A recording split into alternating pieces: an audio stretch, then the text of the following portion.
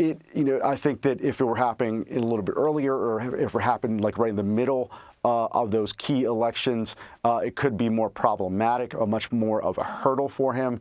But as we've seen so far, also, Anne-Marie, and you look at the polling among the base electorate, Donald Trump remains strong right now with high support from registered Republican voters.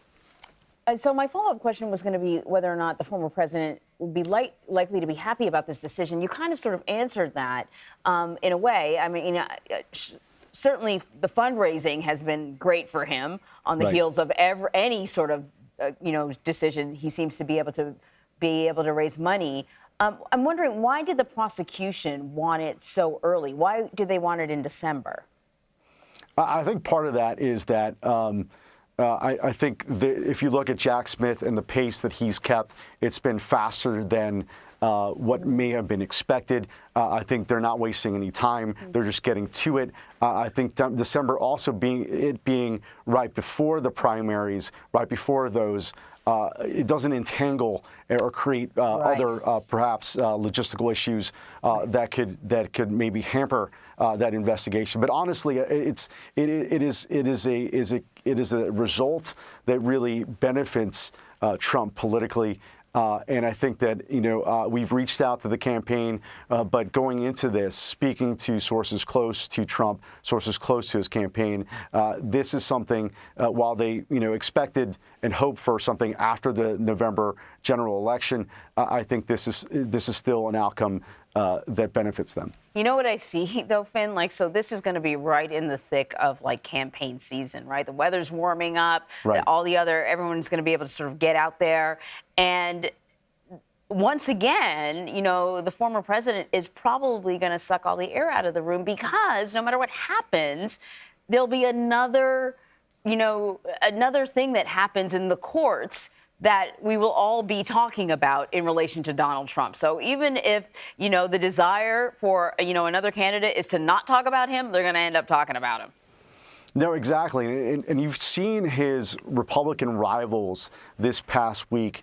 While they have not really sharpened their criticism towards Trump, they have increased their rhetoric on that point specifically. You heard Nikki Haley, the former governor of South Carolina and ambassador to the UN under Trump. She said in an interview earlier this week that this was essentially, as you mentioned, just taking away all the attention from some of the key issues that they're campaigning around. They're campaigning or a part of their campaign platforms. So instead of talking about some of those issues that are key to Republican voters in these early voting states, it's now mainly about Trump, these investigations. And again, the reaction for the most part by the Republican base has been supportive of Trump, they've been essentially circling the wagons around the former president as these investigations, these looming investigations, these arraignments continue.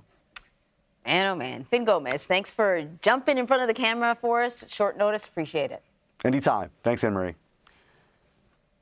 Well, as you heard Finn say, former President Trump holds actually a commanding lead in the GOP presidential field as he faces a possible indictment on the January 6th investigation. Last night on America Decides, the former chief of staff for former Vice President Mike Pence weighed in on if it could have any influence over the race. I don't think there's any doubt that so far the first couple of indictments have rallied Republican voters around President Trump.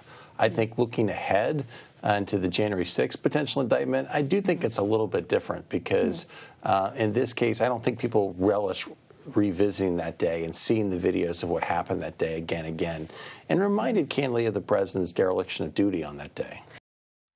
So joining us now is Ashley Atant and Leslie Sanchez. Ashley is a CBS News political contributor and former communications director for Vice President Harris and former House Speaker Nancy Pelosi. And Leslie is a CBS News political analyst and Republican strategist. Always great to see both of you ladies. Leslie, I'm going to start with you.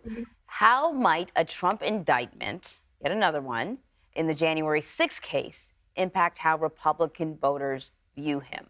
Could we be nearing a tipping point, or with every indictment, does he get stronger?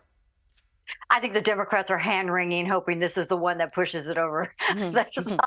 I would argue, Anne Marie, some Republicans are hoping that this is the one to finally clear the air and move on toward a more traditional, issues-oriented, personality-oriented, but in a different light, presidential primary. We're not going to see that. 2 indictments under the president's belt. 62% of Republicans pretty much support and feel that the president is innocent. So compounding on top of that is not going to change. But here's where the dynamic's interesting.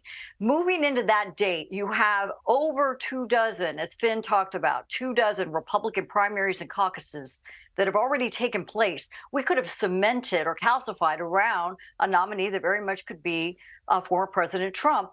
Moving into the date of that, and then shortly thereafter, you have the Republican convention, which could be very contentious under the pall of this trial. That is significant. And then the second part I would add, we cannot underestimate voter fatigue. There's voter fatigue under the Bush family, certainly for the Clintons, and you're increasingly seeing it for Trump.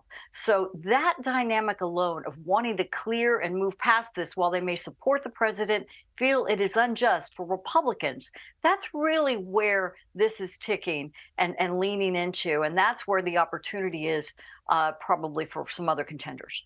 So, Ashley, we haven't heard much from the Biden campaign, and I suspect that, part of it is obviously that President Biden doesn't want to be seen as, meddling in any way with the Justice Department. But I wonder if also another part of the strategy is they don't need to say anything. Donald Trump is doing too much already, and, they could just sort of sit back and watch it. And I'm wondering if this strategy is something that we will see the Biden campaign continue, and or will at some point they sort of need to respond to the Trump indictment? No, Anne-Marie, you're absolutely right. Like those 2 factors that you laid out are both very true. The Biden campaign administration's advising the Democratic apparatus to avoid talking about the indictment and to lean more into the proactive agenda. I think that's where they see that's his biggest strong suit. Leslie just made a really excellent point, which I agree with. There is fatigue around Donald Trump, and specifically around these indictments, his legal actions and legal challenges, and they're only going to get worse for him. And that's the challenge and the problem for the Republican Party. This latest trial that's set for May, it's good for Donald Trump because then he'll be able to say they're interfering in the presidential campaign, but it's bad for the Republican Party because they might be left with just Donald Trump. And we now know two things. One, independent voters aren't interested in Donald Trump. They don't want to talk about his legal challenges. They want to talk about the economy, things that are working to the president's advantage. Secondly, you're going to have a situation where all of these infrastructure bills and energy bills and these projects are coming online, and you're going to have Republicans that are going to be touting these projects, and that's going to also play to the president's advantage. And then I think the third problem is that, if Republicans are left with Donald Trump has proven to be in the midterms and in the last presidential election the strongest advocate for Joe Biden. He's been our best fundraiser, our best mobilizing force. So that's going to play to our advantage. And I think that's the challenge with the Republican Party. So this May trial is good for Donald Trump, but bad for the Republican Party. And I think they need to be taking very seriously what they're going to do about Donald Trump. Leslie, so we now know the trial date. We were just talking about it with Finn Gomez for this documents case. It's going to be in May, which is I would expect that a candidate would be very busy. Trump is going to be asked a lot of questions about all of his legal fights. He's not typically a policy or a platform kind of campaigner usually. He's usually, trust me, I can make the economy better. Trust me, I can clean up, world events with few details. But I can't figure out whether or not this is going to benefit him. Because he can kind of cast himself as the target of a witch hunt, or not benefit him because he's going to be constantly talking about all these legal fights. So there's 2 different parts of that, right? The first part of that is, does it benefit the president the former president in the Republican primary? Absolutely. And for all the reasons that you and even Ashley just cited, I mean, looking like he is personally being prosecuted for these things when there really is a blind eye toward the Biden administration, these investigations that continue about Hunter Biden, and the Republicans are continuing to cede that ground and find out that you know, there's mud on everyone's boots, to put it in a Texas expression. That is legitimately fodder and a part of the conversation happening on the Republican side. As we move past that to the general, which is very long time away, how do you bring back those voters, including Republican voters who have become increasingly frustrated with the polarization, the Biden administration? Where are they going to go? And that's yet to be determined. I don't think anybody has a crystal ball to determine that yet, but I would watch for the debate coming in August, the first Republican primary debate. How much oxygen is going to be devoted to this issue and Trump's problems, whether he's there or not, debating or not, and how much can they focus on their own agenda? And again, it puts Republican contenders in a tough spot, and the moderators of that debate a lot of pressure to balance this out.